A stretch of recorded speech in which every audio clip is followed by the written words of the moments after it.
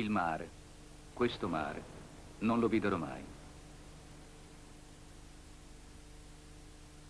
Non videro mai nemmeno la stazioncina di El Alamein, dove il tempo si è fermato e la gente aspetta paziente treni che non passano. El Alamein. Sembrava un nome poco importante, un puntolino sulle carte, nella corsa da Marsa Matruch ad Alessandria, e poi al Cairo, e poi chissà dove.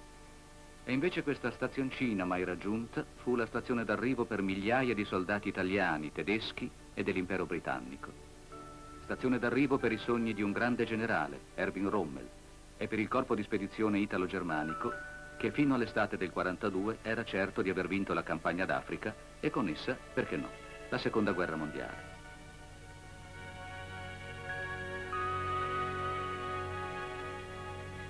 Mancò la fortuna, non il valore, scrisse un bersagliere, quando la marcia trionfale verso Alessandria si fermò, nel luglio del 42, a 111 chilometri dalla città.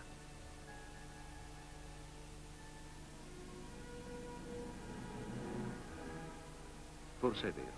Bernard Montgomery, che rivediamo mentre conclude in Libia la sua campagna vittoriosa, fu un grande stratega, certamente più fortunato dei suoi stessi colleghi, che lo precedettero nel comando. Ma a rileggere oggi la storia delle 3 battaglie di El Alamein e a valutare il quadro delle forze in campo, venne a chiedersi come avrebbe potuto esserci un risultato diverso.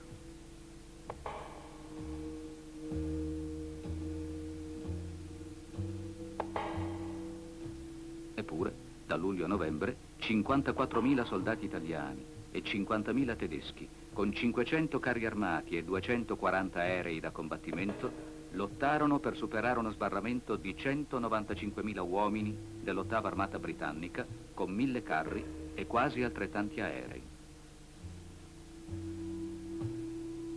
17.000 uomini morirono nel deserto di El Alamein, quasi 5.000 italiani, oltre 4.000 tedeschi, 8.000 britannici.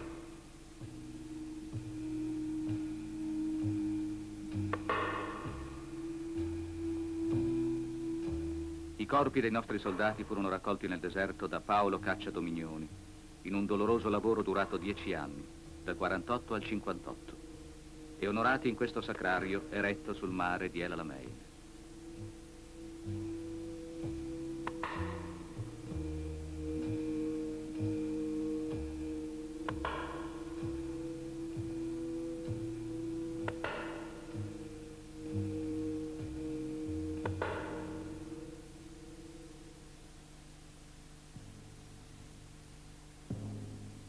A qualche chilometro di distanza, i tedeschi hanno costruito per i loro caduti un castello che domina il deserto.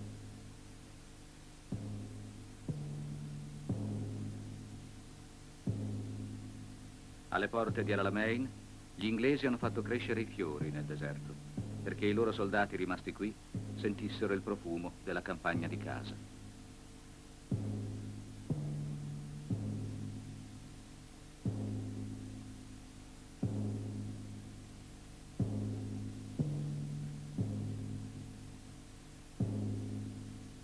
Ogni anno, alla fine di ottobre, i reduci ancora superstiti si ritrovano qui, uniti ormai da un radicato sentimento di pace e di solidarietà.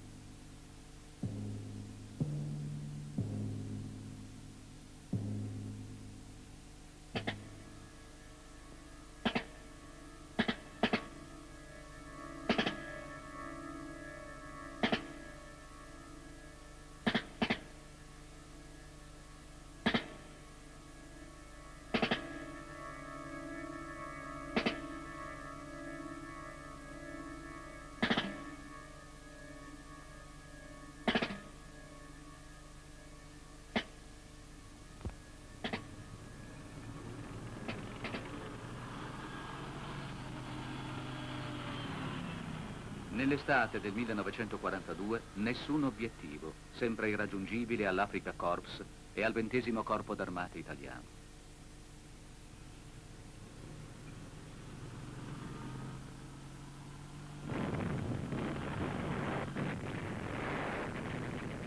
La presa di Tobruk galvanizza le truppe, che nonostante la cospicua inferiorità di mezzi, riescono a sfondare le linee britanniche 500 km più a oriente, a Marsa Matruch.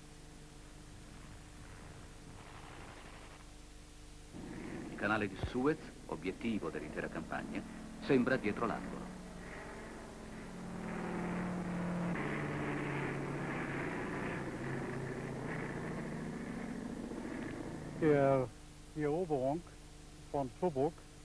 La conquista di Tobruk ci aveva dato un grande slancio per l'attacco.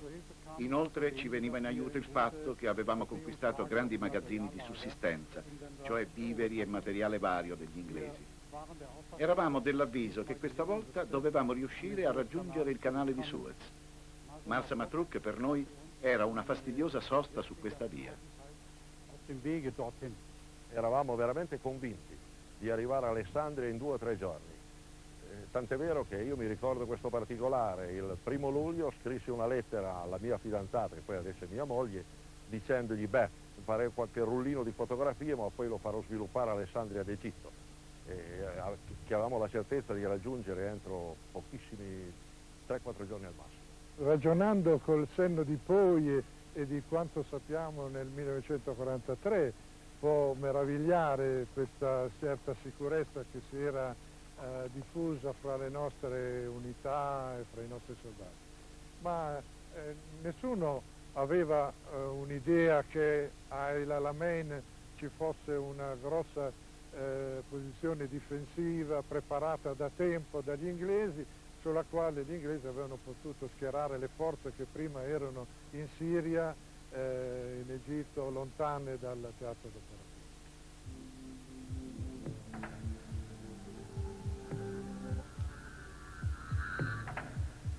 Gli inglesi hanno scelto bene. All'altezza di El Alamein il deserto egiziano si restringe tra il mare e, a sud, la grande depressione di El Qattara.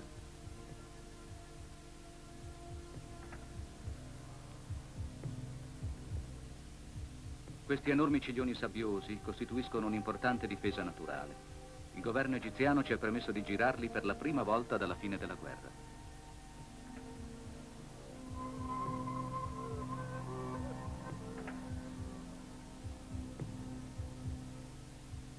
Rommel prova a sfondare il 1° luglio e viene respinto. Riprova il 2 e il 3, ma senza successo. Da parte italo-tedesca il materiale corazzato impegnato nei primi giorni di luglio era estremamente limitato, non superava gli 85-90 carri armati, 2/3 tedeschi e 1/3 italiano. Fanterie, tra fanterie italiane 4.000 uomini e fanterie tedesche un paio di migliaia, si era su 6.000 uomini con un centinaio di cannoni, quindi in tutto 80-90 carri, 6.000 uomini e un centinaio di cannoni. Da parte inglese almeno 2 o 3 volte tanto in questo settore.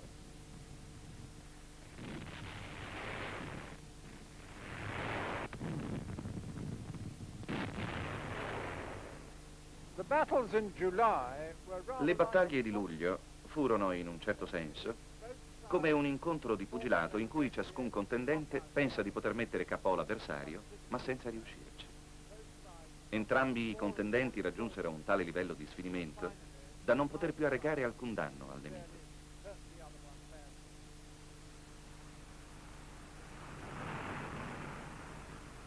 Durante il mese d'agosto, l'armata italo-germanica si rafforza. Quasi tutte le divisioni italiane di fanteria, motorizzate e la divisione paracadutisti Folgore entrano in linea completa, anche se si conferma la povertà di mezzi, destinata ad avere conseguenze drammatiche nella fase finale della battaglia.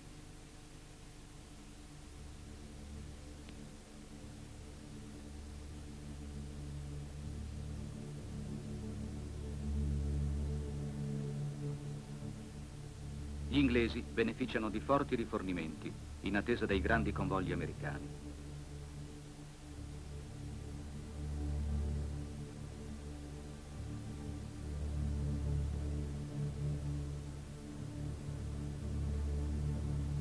Ma la novità più grossa è l'arrivo di un generale alto e segaligno, Bernard Montgomery, al comando dell'8ª Armata.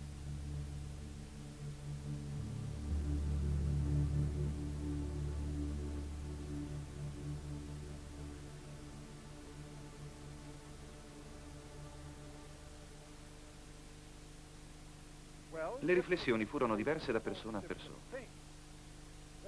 quanti di noi erano impegnati nel deserto fin dall'inizio, si chiesero cosa avrebbe fatto quest'uomo straordinario dai cui pantaloncini corti spuntavano delle ginocchia bianchissime.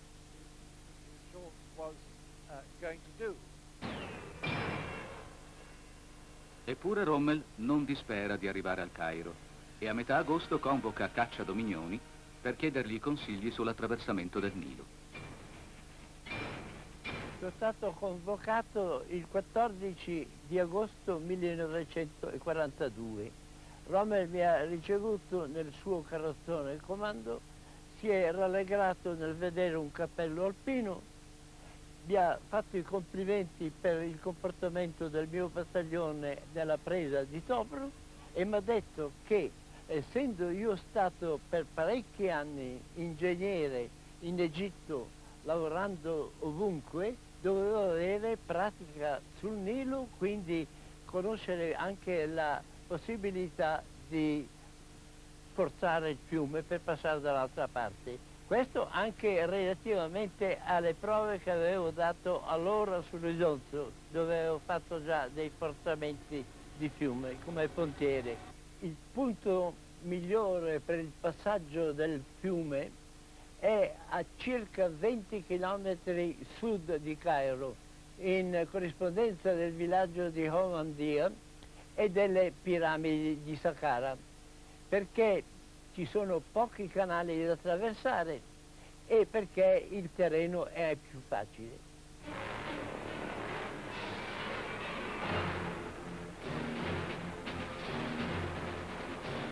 Rommel teme che i rinforzi americani attesi per settembre possano rovesciare le sorti della battaglia e decide di attaccare.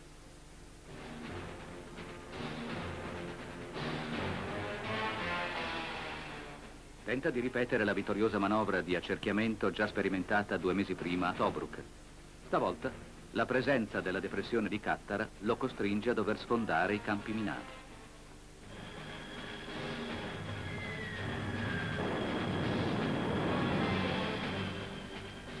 Rommel non sembra preoccuparsene, ma il generale ne sottovaluta la consistenza e sottovaluta soprattutto la capacità di fuoco e la copertura aerea degli inglesi.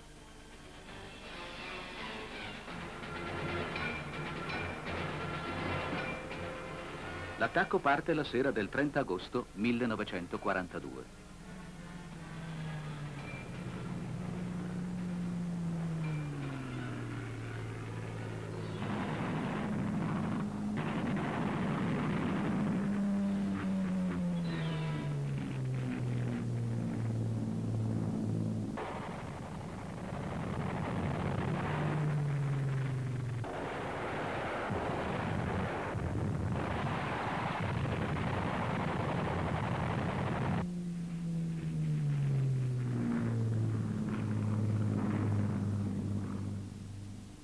Quando passammo poi all'azione, il nostro attacco perse slancio a causa dei campi minati straordinariamente estesi e in particolare degli attacchi aerei ai quali eravamo esposti.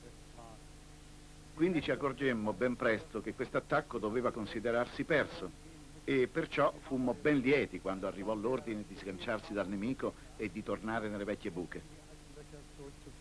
Durante la battaglia di agosto il nostro compito era quello di avanzare dal centro dello schieramento di 4 km dentro nelle linee inglesi, di fare piazza pulita, specialmente di usare i lanciafiamme che davano di notte, vero, un effetto abbastanza demoralizzante. E questo è stato compiuto in pieno con buon risultato, abbiamo fatto molti prigionieri, ma purtroppo l'azione non ha funzionato più a sud e siamo ripiegati senza poter più riprendere altro che con pattuglie, vero, l'aspirazione. L'offensiva della fine agosto era stata arrestata per molti motivi, essenzialmente perché era venuta a mancare la sorpresa e la rapidità della manovra, ma non si aveva la sensazione netta di una inferiorità, non si conosceva la situazione di mezzi disponibili per i britannici in una quantità così elevata, come poi si poté controllare solamente quando, una volta fatti prigionieri, per chilometri e chilometri si percorsero le strade con i carri armati avversari. Con la vittoria nella battaglia Alma Alfa, tutta l'8ª armata si schierò dalla parte di Montgomery. Per la prima volta da molto tempo, Rommel aveva attaccato ed era stato chiaramente sconfitto. La battaglia rappresentò un'importante svolta nella campagna d'Africa. La battaglia dura 6 giorni. L'attacco di Rommel è fallito. Il tempo non gioca in suo favore. I poderosi rifornimenti americani arrivano puntualmente e all'affacciarsi dell'autunno l'8ª armata britannica conta forze e mezzi numericamente doppi di quelli italo-tedeschi, mentre la differenza della qualità di armamento è ancora superiore. Ormai le due parti si preparano allo scontro finale.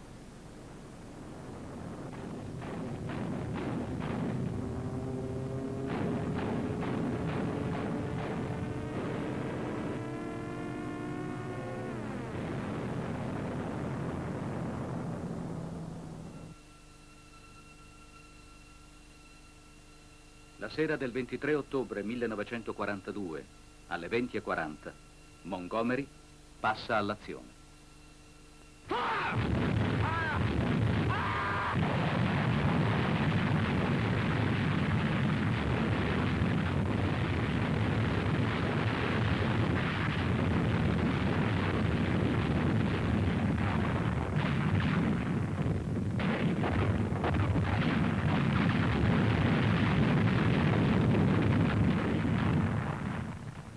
Questo cippo, eretto nel dopoguerra, indica la marginale anteriore del campo minato italo-tedesco. Al retro di questo cippo sorgevano le posizioni della fanteria italiana. Qui in particolare c'erano i bersaglieri della divisione Trento. Da queste posizioni la nostra fanteria, le nostre artiglierie ebbero, direi, la prima sensazione ottica dell'inizio dell'offensiva inglese. Alle 20:40 del 23 ottobre il fronte davanti a noi si accese contemporaneamente.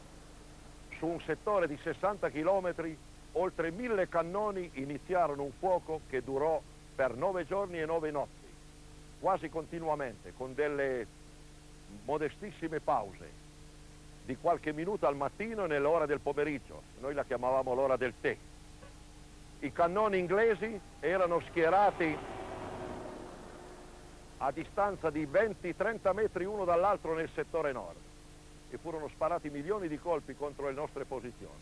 Per diverse ore noi rimanemmo immobilizzati nelle buche perché non c'era spazio che non fosse battuto dal cannoneggiamento inglese. Io sentivo dentro la mia buca, questa buca che oscillava, si muoveva come se fosse una barca, e accanto a questa buca c'erano dei serbatoi d'acqua su cui battevano molte volte le schegge, e c'era questa musica che non era certamente paradisiaca, ma direi appunto infernale.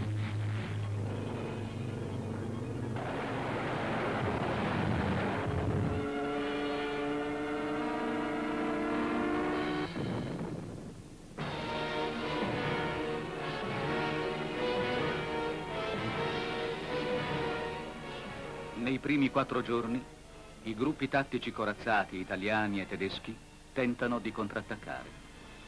Intere divisioni si dissolvono ora dopo ora per rallentare l'avanzata inglese.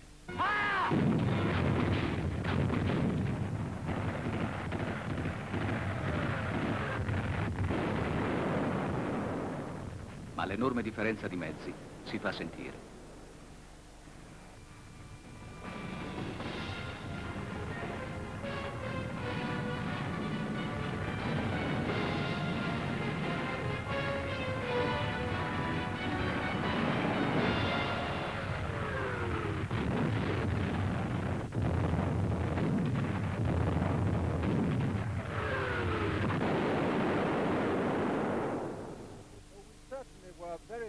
Eravamo senza dubbio consapevoli della nostra superiorità. In materia di carri armati, il rapporto era di 2 a 1. A fronte di 200 carri armati tedeschi e 300 italiani, c'erano oltre 1000 carri armati britannici e fummo particolarmente incoraggiati dall'arrivo del carro armato americano Sherman, che costituì un importante rinforzo.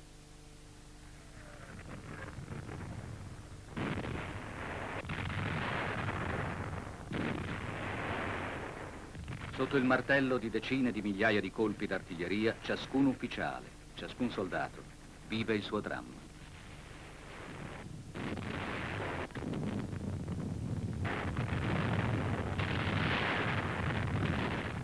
Sono momenti incancellabili.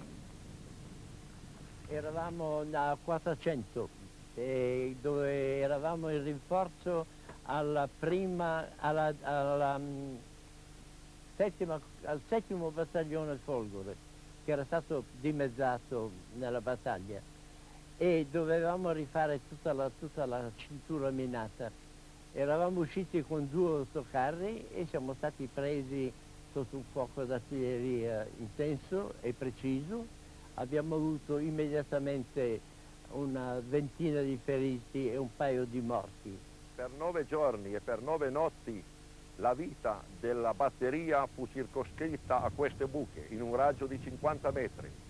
Tutte le funzioni, mangiare, riposare quando si poteva, anche le funzioni corporali, furono assolti senza spostarsi dalla posizione e soprattutto si rispondeva al fuoco degli avversari.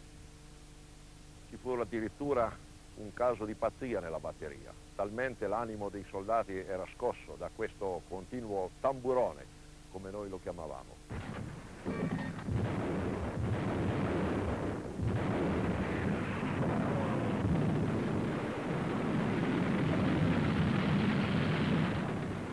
Nella notte tra il 1° e il 2 novembre, Montgomery muove l'assalto decisivo. Attacca a massa, cioè con un'ondata piena di carri, e travolge le esauste fanterie italiane. La Trieste e quel che resta della Trento e della 164esima tedesca si dissolvono.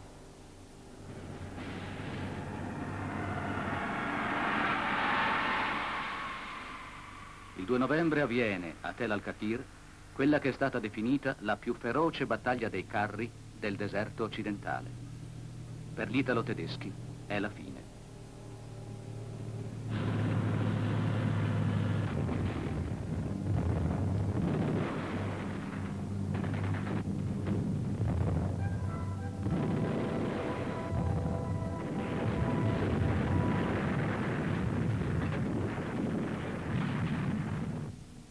Rommel comincia il ripiegamento, ma un messaggio di Hitler gli ordina di restare.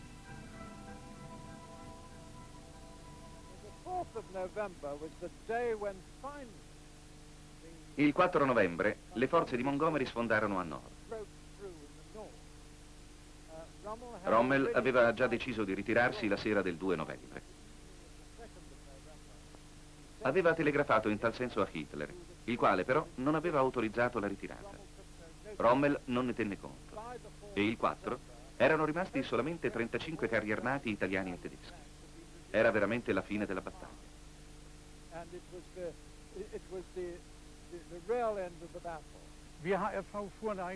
Noi veramente abbiamo saputo solo più tardi che c'era stata una controversia fra Hitler e Rommel riguardante il momento della ritirata.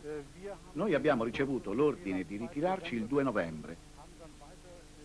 Continuavamo ad essere coinvolti in forti combattimenti ed abbiamo eseguito l'ordine sganciandoci dal nemico e ripiegando. Alle mie spalle si intravede uno scorcio della piana di Tel al-Katir, che si estende per circa 20-25 chilometri e fu il punto culminante della battaglia di arresto del 4 novembre. In questa piana si consumò, direi, il dramma dell'armata corazzata e di qui iniziò il ripiegamento che doveva portare, la ritirata che doveva portare l'armata fino in Tunisia.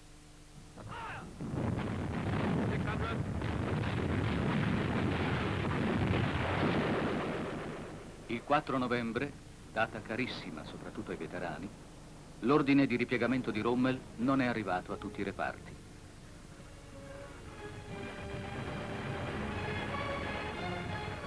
Così l'attacco finale dei carri di Montgomery trova ancora qualche resistenza, ormai inutile. È l'ultimo massacro. Un dramma particolare vissuto dagli uomini della divisione Folgore, chiamata a coprire il fronte meridionale, dove si era forzato l'attacco inglese.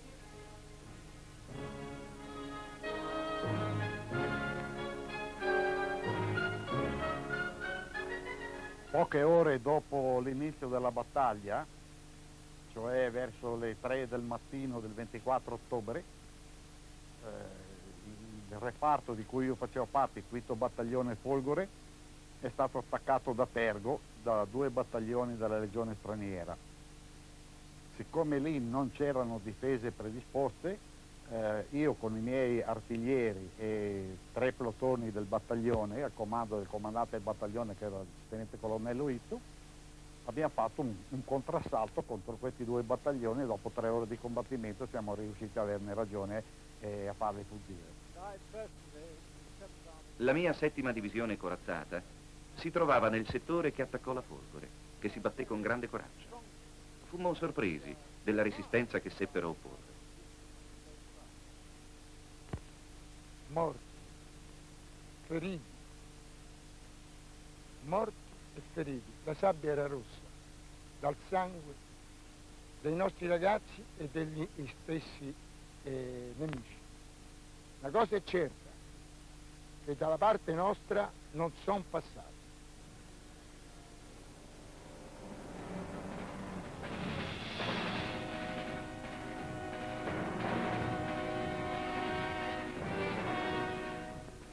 Che resta di quella battaglia, quasi 50 anni dopo?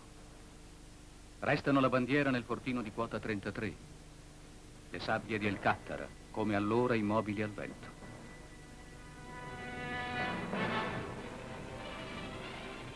Restano i sacrari dei caduti di 3 grandi eserciti che si affrontarono con molta asprezza, ma con assoluta lealtà.